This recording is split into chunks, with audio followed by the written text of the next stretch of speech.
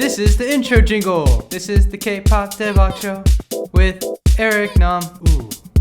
Hey guys, welcome to the K-pop Daebak Show with me, Eric Nam. This is a very special episode. Today we're going to be talking about my new album. Before we begin, why it matters, why now, why did I do it, and why in all English. I've been doing a lot of press. I've been doing a lot of interviews just about why this album matters at all, not only to me personally, but in the grander scheme of Asian American identity and culture, and just about how I was raised and grew up. And so if that interests you, this episode is perfect for you. If you're looking for a quick 3 song suggestions, then all you're gonna get is go listen to my album because it's the best album ever. And that's pretty much all you need to know. Before we get started, please go ahead and please leave us comments and ratings and reviews on Apple Podcasts. Subscribe to us on Spotify or whatever platform you're listening to. And also, if you want to see this entire interview, watch it. It'll be on YouTube. Go to youtube.com/DaebakStudios and please subscribe there. We have all of our content on there so you guys can watch it and listen to it and connect with it. And please leave us comments. We read through all of them. And connect with us on all of our socials at Daebak Show. So without further ado, let's get into it. We're going to talk about Eric Nam's new album, Before We Begin. Don't tell me that you want me back. If you run away, run away. Don't tell me that you don't tell me that you want me back. So I was born and raised in Atlanta, and people who have been keeping up with my career know that I always felt like I was never properly represented in mainstream media, be that TV, film, music. And so for me, being a musician or a celebrity or whatever was never a realistic opportunity for me. It was really just a dream. And I think that really informed the way how I grew up. I never really thought to maybe I should really learn how to sing or maybe I should learn how to dance. It was just go study, get a job, and live the Asian American immigrant dream. That was pretty much all that I felt was really available to me. Not to say that is in any way bad or a bad path, but for me, I think at a certain point I felt stifled by it and I felt like I was limited. So I think that's why I am so interested in listening to other people's stories about how they were born and raised, how they identified as Asian Americans, any struggles that they went through, because I certainly had a fair share of them. So no, I never really thought that I would be able to be on stage or do anything in media or entertainment. Like, the only access I had to people who look like me doing music was by renting VHS tapes at the corner market after church on Sunday, and I would watch Music Bank or Music Core reruns from VHS tapes. And I guess for me, like, my way of kind of dealing with it outside of just watching those is like, I think I took more of like an academic approach to it. So I looked back and I think back to my high school and college days, and my junior or senior year thesis in high school was about Asian misrepresentation in media. So if you think about it traditionally in TV and film, Asians were first portrayed as caricatures. We were played by like white people with their eyes like glued shut and like with weird accents. And then like growing up, I felt like the only people that we had to look at were like Jackie Chan and Lucy Liu, which is great, but like it's all just martial arts stuff. Again, not bad, but like we are so much more than that. We have so many more stories. We have so many more.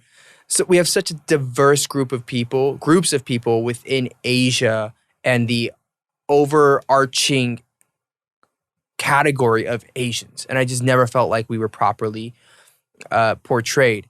And so I think going into college as well, it was, I guess all of my upbringing, it was like, learn how to fit in any situation, learn how to fit in with people of all different backgrounds, all socioeconomic backgrounds.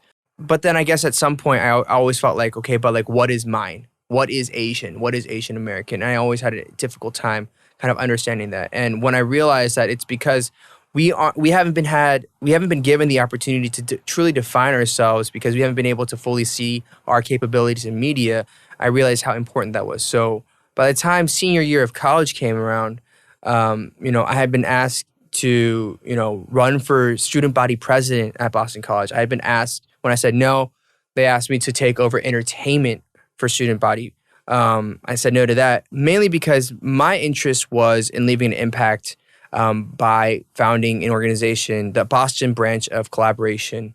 And that's pretty much a platform, a talent show for Asian Americans to showcase their talents in front of a live audience. And the idea is that through this, we can increase representation, provide more platforms, and people can develop their talents and skills.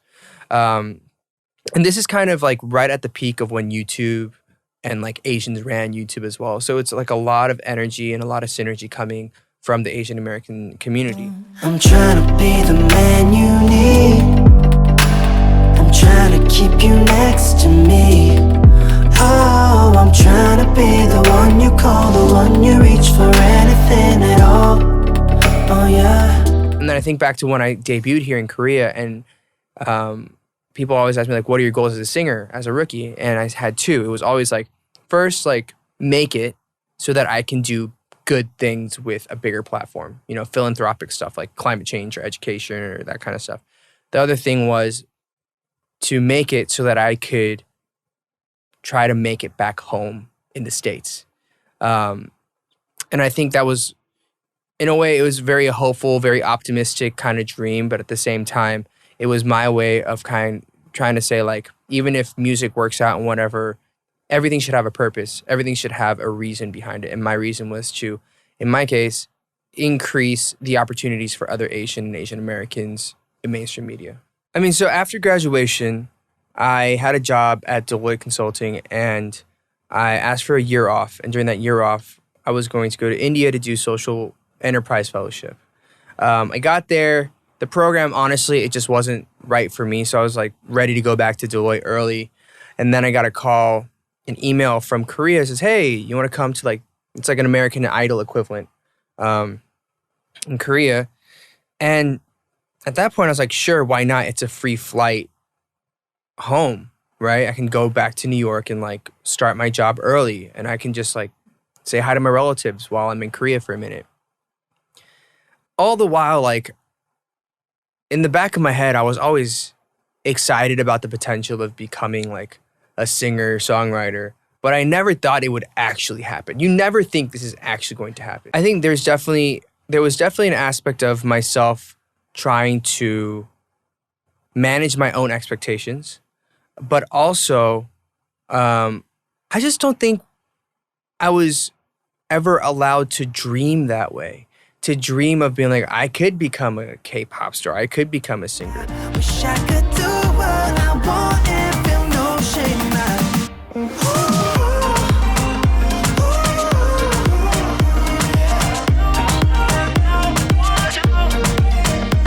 So when I was on the Star Audition program, I was lucky in the sense that I already had a job. So I had like a backup plan. And this was like a complete hobby to me.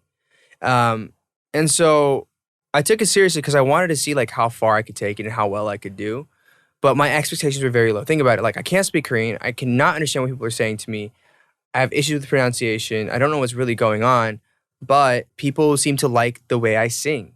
And so it was interesting. I was very, very lucky, but I really had very low expectations. But once I got to the top 5, and once I, decided that I was going to pursue music here as a career, it was like, okay, how do we make it? How do we do this? Fast forward a couple years, every time I'm in the States or anytime I do an interview with people back in the States, I was like, why did you go to Korea to pursue music? For me, it wasn't a choice, right? I think if I had started it in the States, like I'd probably be unemployed with like zero income right now. Because even now, I don't see major labels in the States taking chances on Asian or Asian American artists who aren't BTS or Blackpink or huge mega multi-million, follower K-pop stars. If it works out, I can try to reverse engineer it back to the States. And the States or the West is at that point, hopefully open-minded and forward-thinking enough to say, okay, cool, we get it. like we could try it.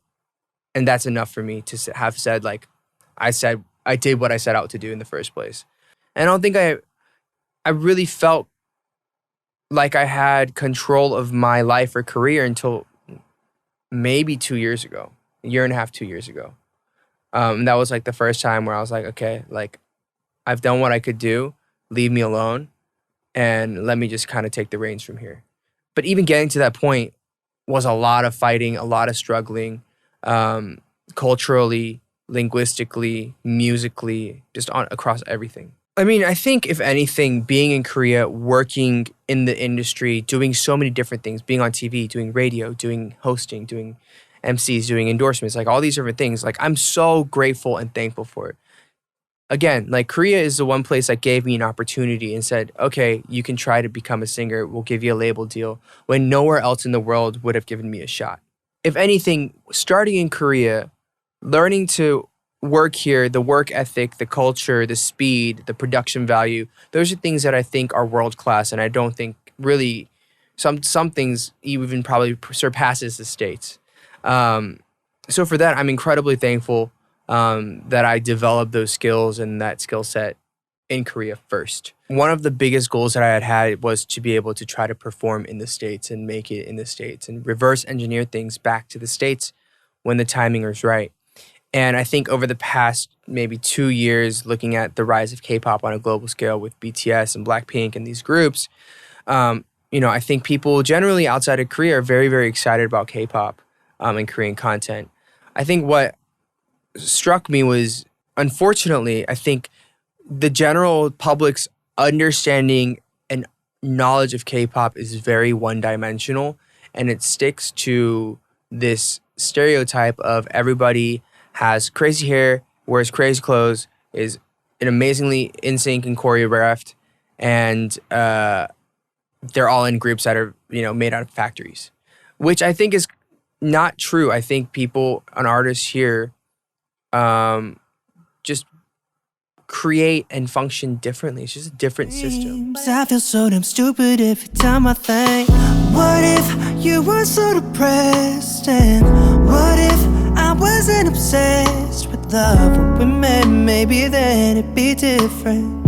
You wouldn't be scared and I'd learn to listen. I think musically, in the terms of direction, I think part of it is because the perception of K-pop is so like flashy and light in some ways outside of, people who really understand and appreciate K-pop. I wanted to go even deeper musically than I typically would. I also wanted to put music out that sounded a little bit more mature than like what I had been recently doing. And recently, it's probably best to say that it's been very light, pleasant, just pop music. This has, I think, a lot of undertones that are a lot more serious and a little more vulnerable and raw in terms of, speaking sonically. And I think part of the reason that we decided to write that way is because I could just do everything in English and it's easier for me to manage. When I'm doing stuff in Korea, it's a process of taking the songs that I've written in English, translating them or writing new lyrics for them in Korean, and then having the Korean audience understand what I'm trying to say through music is very difficult. I've always found that difficult. That was probably one of the hardest things that I had making it as an artist here, because people were like, what do you, like, you sound like too pop, you sound too buttery, and you sound like, they make it sound like it's a bad thing. I was like, that's just my sound. And maybe in the Korea, they didn't fully get it, but in the States, it's just pop. It's just what everybody listens to. And so for me, there was a lot less pressure in terms of the creative process when it came to the creation of this album. What I focused on really is like, what songs do I feel really good about? What are the messages that I really want to convey? And I guess in terms of the song selection, I wanted to do songs that were very diverse and across the spectrum of different genres. Because, again, this goes back to the title. It's called Before We Begin. Because I don't want this album to define me as a pop artist. I want this to be an introduction, of almost like an appetizer of being like, this dude is in Korea, Yeah, Little Nom Noms. This dude's been in Korea. He's trying to do stuff in the States, but working this from a very Korean angle is difficult. So for me, this was just like the best shot for me to get my sound out there, for people to get introduced to Eric Nam, and maybe just like have them hooked enough so that they are familiar with me and they look forward to new stuff that I'm doing in the future. I didn't want this to like absolutely define me as an artist. And once I get, the right system and the structure in place and we put out an album, then that is what I want to consider and call my start. Please don't let this love die young. If I'm gonna lose someone, don't let it be you. Please don't let this love die young. Please don't let this love die young. If I'm gonna love someone, then let it be you. So I didn't write all the songs in this album this time around, but all the songs that I did write, we wrote in a day. They were all done in a day. Which were? So Love Die Young, Congratulations, Come Through. What else is on that album? There's so many songs. You're Sexy, I'm Sexy, I did not write. Wonder, I did not write. How Am I Doing? I took part in it, but I was in Korea, so we did it over the internet.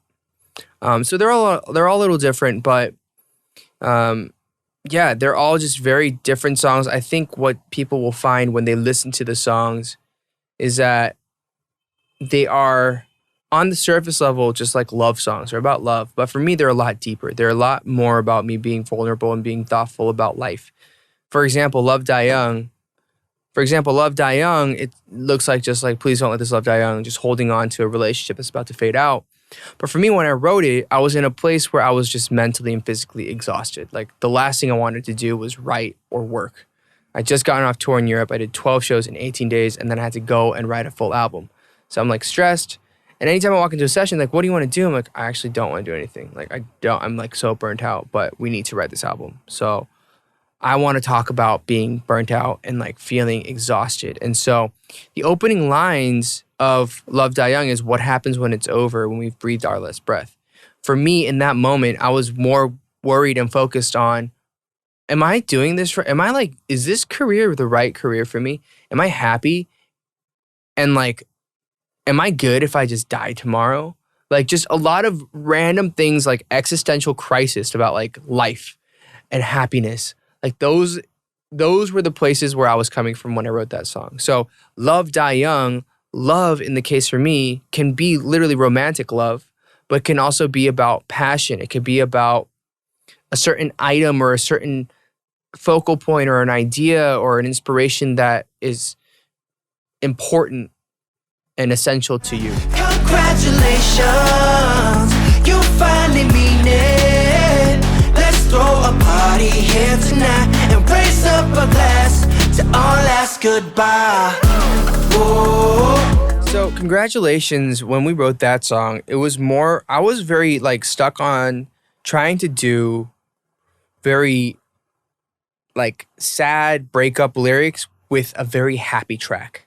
I was kind of in that phase. And so that's where like Congratulations kind of came out of. But Congratulations, I don't know. I think what I realized like after having written this song, it was that breakups and like having to say goodbye isn't always a bad thing. Sometimes you're in bad toxic relationships. So I think Congratulations is about like, sometimes it's good to get out of things. Sometimes it's good to know when to let go and to move on. And it's just about understanding that and kind of being okay with it. I think we did it with a very tongue-in-cheek, very sarcastic, cynical approach. But I think that's what makes it fun. And I think that's what makes it distinctly a fun pop track. So won't you come through, come through, come through. I've been looking for you, whoever you are. I know that it's you. This album, like all the songs are incredibly special to me. I think Come Through, for example, that was written kind of thinking of like, I think I was like at a point, I was like, oh man, I want to meet somebody. Like, where would you meet somebody? I guess at a bar.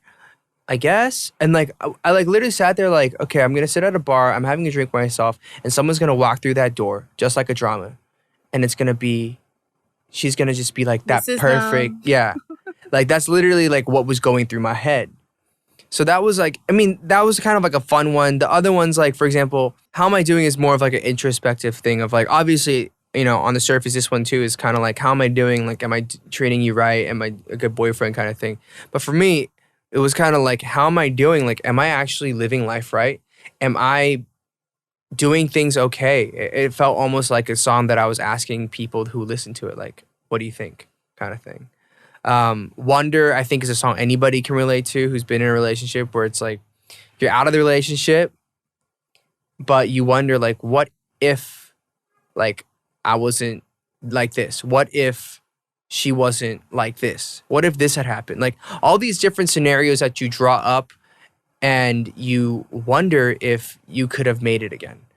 So I think, again, like, a lot of these songs are around the themes of love, but they have a lot of universal messages and issues that they also touch on. So, I mean, I think that part of the other fun part is like a lot of people, as they listen to music, they assign meaning to each song and what it means to them personally. Just because it means something to me does not mean it has to mean something to the person who's listening to it. It can mean something completely and absolutely different. So I think that's part of like the fun thing of me when I read comments and see people understanding and analyzing lyrics. It's like, it could mean something about like prom or like a high school teacher. I don't know. A dog. I don't know. Yeah. But it's just all very, very different. So that's part of the beauty of music. So, yes, thank you so much to all my fans who have been streaming it, who have been supporting it, who have been trending it, playing it to their grandmas and, you know, uncles and whoever. Thank you so much. We are going to be going on tour to Southeast Asia in January. We're doing North America in February, March, and I believe we're doing Latin America end of March, early April as well. So it's going to be quite an extensive tour. If everything goes according to plan, we should be in close to 40 to 50 cities next year. The Southeast Asia leg should be announced maybe right now as this podcast is out. So check ericnam.com. You guys can see all the details on the tour. You can see all the latest merch kind of stuff. Yeah, all the different things you guys can stay updated with. It's an album that I'm super excited to perform for people. And I think playing it live for people was always such a different experience from just recording it and putting out over streaming platforms. So hopefully you guys love it. Content has become so cheap and so disposable that it makes it hard for creators to continue making music in a meaningful way that's not disposable. So if you appreciate effort, if you appreciate good music, if you appreciate good content, then please consider supporting your favorite artist by purchasing an album, by downloading it legally, by streaming it, and just really showing up for, you know, where you can for when the content is released. This is not like a do it for Eric now, but just a global kind of thing. You're sexy, I'm sexy. You want me, I want you too. We all need somebody, and that is right here for you. But yeah, thank you so much for listening to this episode. It's a little bit deeper than most episodes, and it's just all about me. But it's my show, so I can do whatever I want. But I'm just going to title this the most important episode of Daebak Show ever. That should be the title. But thank you for listening. Please, again, connect with us on our socials at Daebak Show. You can watch this video, of course, on youtube.com/DaebStudios, where we have videos from all of our amazing episodes across our network. But thank you guys again so much for the amazing response to the album. I hope you guys love it. Stream it, download it, buy it, and have a great day, week, or wherever you are. We're going to do a giveaway for this album and this song. If you guys go to the YouTube congratulations music video and you guys hashtag Daebak Show and tag Dive Studios and leave a great comment about the song, about the music video, about your favorite lyric, whatever, we'll pick a few people and we'll send some stuff out your way. So thank you guys again so much for listening to this episode of Daebak Show.